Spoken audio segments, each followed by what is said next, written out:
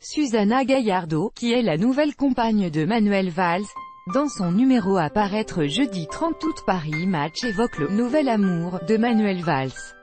Mais de qui s'agit-il? L'internaute voudrait un portrait rapide de celle qui se prénomme Susana Gallardo. L'ex-premier ministre français aurait-il retrouvé l'amour? Dans son numéro à paraître ce jeudi 30 août, Paris Match donne sa réponse. Selon l'hebdomadaire, qui propose une photo du duo en une, l'ex-bras droit de François Hollande, Manuel Valls, coulerait de beaux jours au bras d'une certaine Susana Gallardo.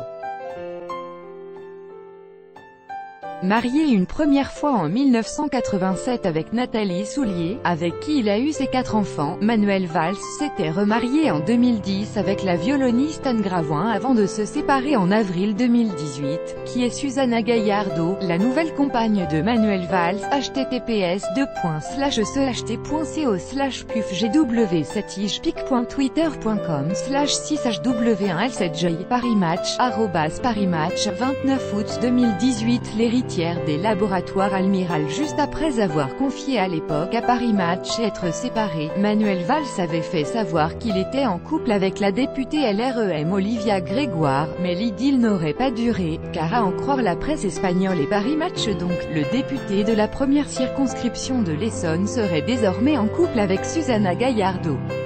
Sur son site, Paris Match indique depuis ce mercredi que Manuel Valls aurait rencontré cette femme d'affaires en juillet 2018 à Minorque, dans les Baléares, par l'intermédiaire d'un « ami commun ».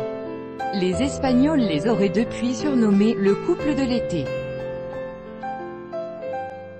Mais alors qui est Susana Gallardo, héritière des laboratoires pharmaceutiques Almirall? Elle fut également mariée à Alberto Palacci, qui n'est autre que le fondateur de la société de robes de mariée Pronovias, et, accessoirement, la 26e fortune d'Espagne, avant de divorcer en 2016, après près de 3 décennies d'union.